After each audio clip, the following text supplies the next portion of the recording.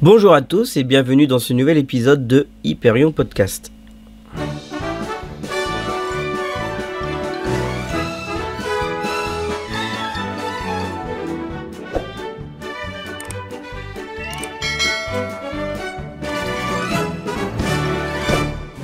Moi c'est Max. Et moi c'est Alex. Aujourd'hui nous allons parler de nos attractions préférées. Nous allons faire une série où nous parlons de nos attractions préférées et nous allons commencer par Mr. Toad.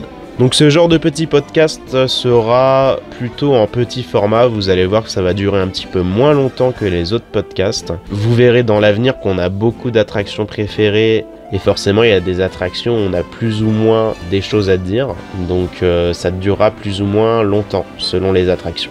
Donc Mr. Toad's Wild Ride, c'est une attraction des parcs Disney américains. Elle présente sous la forme d'un parcours scénique, donc en fait c'est une attraction type Dark Ride. Ça parle des séquences d'une section du dessin animé Le Crapaud et le Maître d'école. C'est une des rares attractions présentes à l'ouverture du parc en 1955, donc l'attraction a été ouverte par Walt Disney. Elle se situe à Fantasyland. Il faut savoir que l'attraction a aussi existé au Magic Kingdom en Floride. Donc l'attraction a ouvert en 1971 et elle fut fermée en 1998 et remplacée par les aventures de Winnie l'ourson.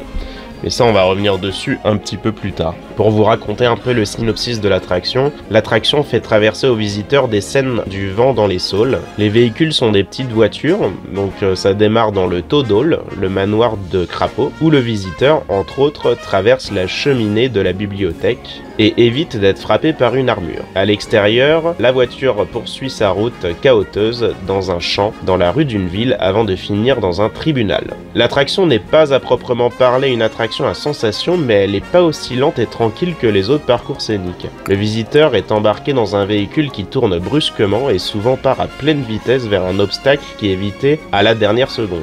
Et dans la version de Floride, il y a deux parcours qui donnaient l'impression dans la scène finale que deux véhicules se percutaient. Donc comme je le disais un petit peu plus tôt, cette attraction aujourd'hui n'existe que à Disneyland en Californie, mais a existé fut un temps à Magic Kingdom en Floride. Donc faut savoir que les deux versions étaient plutôt différentes, un peu comme on a avec le Matterhorn Bobsled ou encore Space Mountain à Walt Disney World.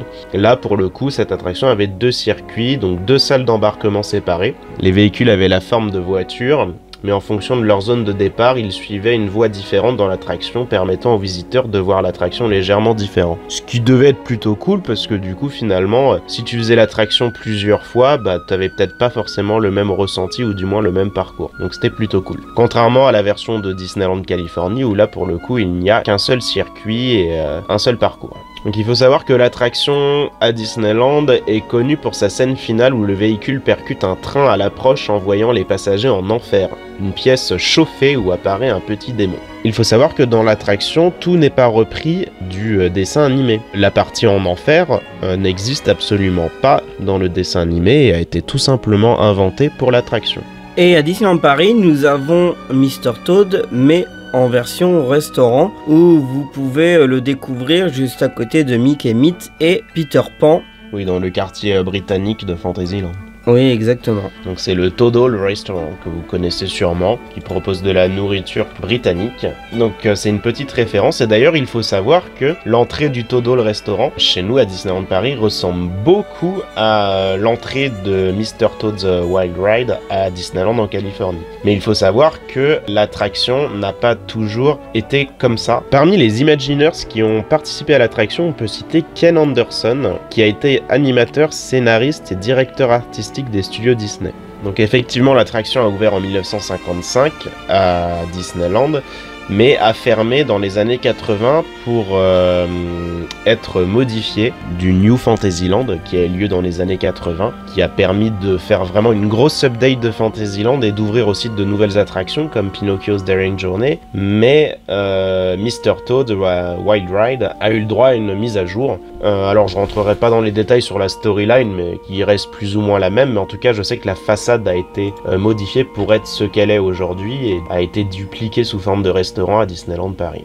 L'attraction n'existe plus à Walt Disney World, elle a fermé en 1998 pour laisser place aux aventures de Winnie l'ourson. Il faut savoir que c'est une attraction qui était beaucoup appréciée par les fans Disney et il y a même eu une pétition dans les années 90 pour que Disney sauve l'attraction, donc ça s'appelait Save Mr. Toad's Wild Ride. Bah malheureusement, puisqu'aujourd'hui l'attraction n'existe plus, ça n'a pas fonctionné, mais ils avaient même créé un site internet où ils appelaient les gens à envoyer des mails à Disney pour pouvoir sauver l'attraction, et je me souviens même qu'ils faisaient des manifestations dans la rue, donc c'était vraiment un phénomène assez intéressant finalement, parce que ça prouve que c'était une attraction qui était aimée par les fans, mais que déjà à l'époque Disney commençait à rethématiser leurs attractions, donc comme quoi finalement ça ne date pas forcément d'aujourd'hui. Oui, bien sûr, Disney a du coup supprimé celle de Floride. On l'a jamais fait parce qu'on n'a jamais eu l'occasion de le faire, mais en retrouvant des vidéos et des plans un peu de l'attraction, on peut voir qu'il y a deux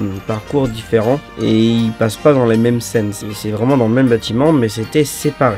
Ouais, exactement. Une attraction que j'aime beaucoup, forcément, ça fait partie de nos attractions préférées. C'est un dark ride qu'on n'a pas à Disneyland Paris et qui finalement est un peu exclusif à Disneyland aujourd'hui. Et finalement, heureusement que Disney a décidé de garder cette attraction au moins dans un de leurs parcs Disney, parce que ça aurait été dommage de la supprimer totalement. Qu'est-ce que tu penses toi de l'attraction ? Alors moi je trouve l'attraction vraiment sympa. Au niveau du parcours, je trouve que c'est vraiment bien fait et la Walt Disney Imagineering ont vraiment mis des détails. Dans le parcours, il y a le véhicule qui secoue, qui fait des mouvements de droite à gauche pour éviter certains obstacles. Surtout avec le moment où on est censé sur une voie ferrée et on voit le train arriver. La première fois que je l'ai fait, ça m'a vraiment surpris malgré que super impressionnant. C'est toujours bien fait malgré tout. Les véhicules sont petits. Ce que je trouve sympa, c'est aussi quand on part de la gare et c'est vraiment drôle. Et là, on enchaîne toutes les scènes qu'il y a dans le parcours jusqu'à la fin. L'attraction, elle a vraiment un charme. La file d'attente est vraiment petite. Tout est vraiment petit. C'est vraiment, on a l'impression d'être dans la taille de Monsieur Crapaud. C'est vraiment sympa.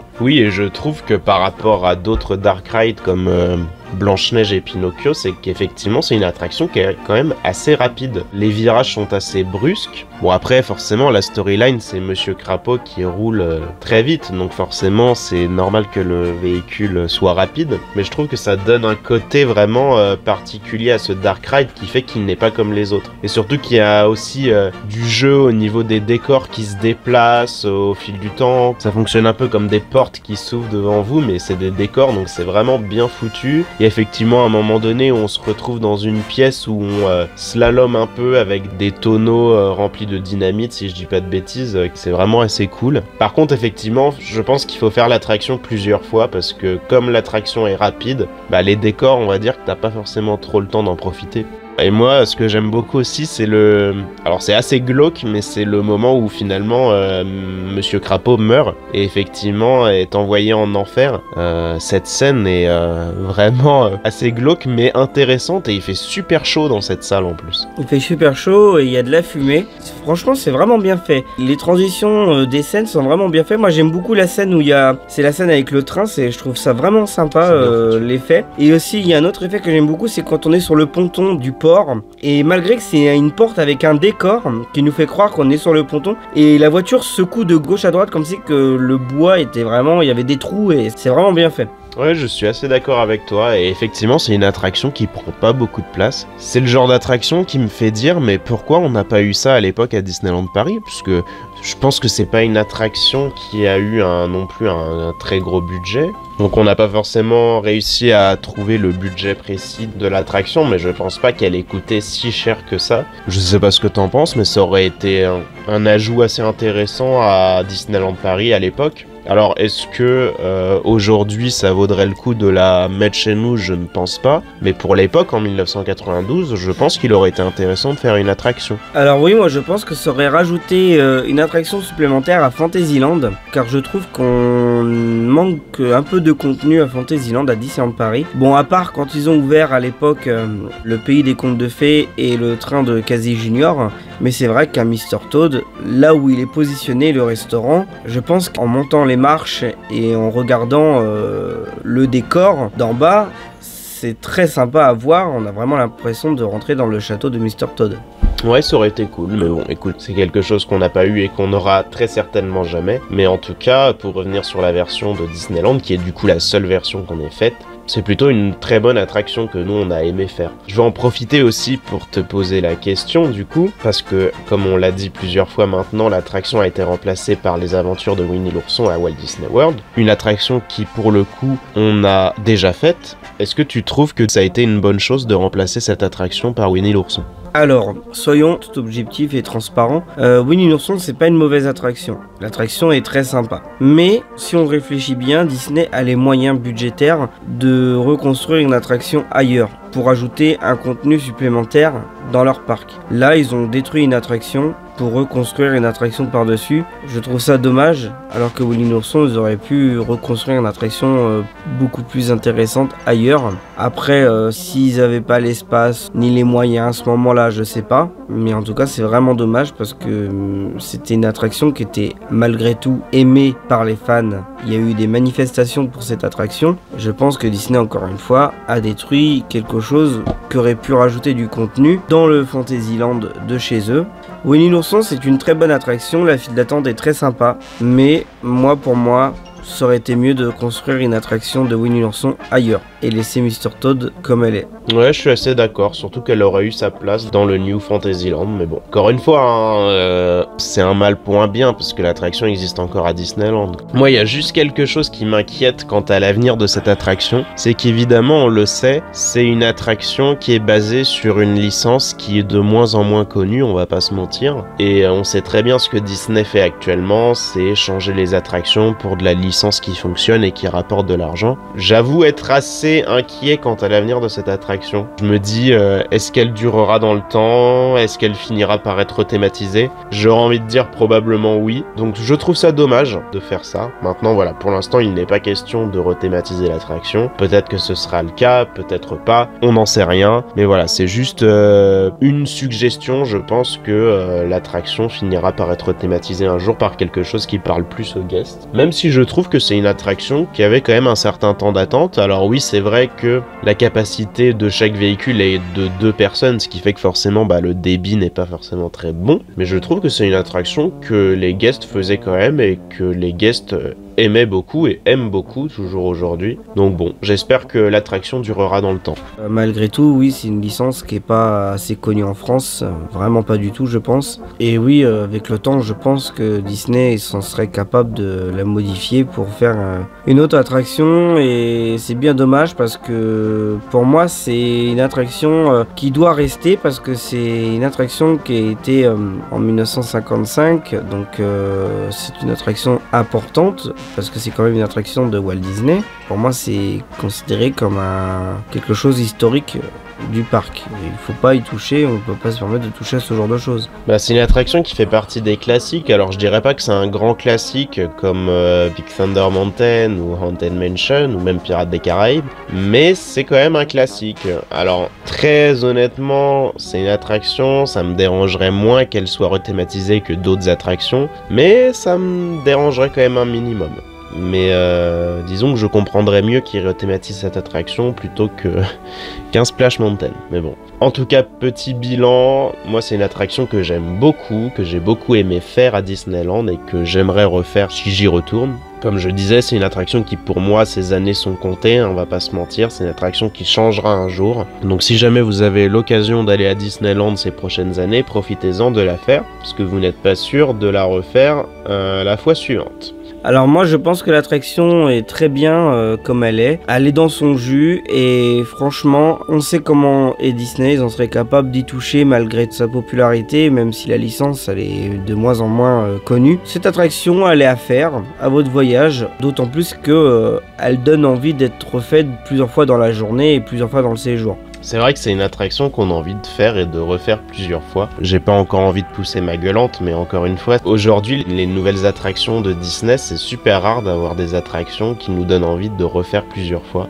Et Mr. Toad's Wild Ride, voilà, ça fait partie des attractions qu'on a envie de faire et refaire, parce que voilà, il y avait plein de choses à voir. Et c'est comme ça, c'était le côté nostalgique.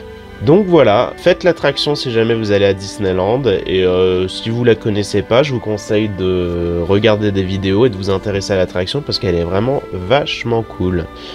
Ce sera tout pour aujourd'hui, on vous souhaite une très bonne semaine et puis on vous dit à dimanche prochain. Allez, salut! À bientôt!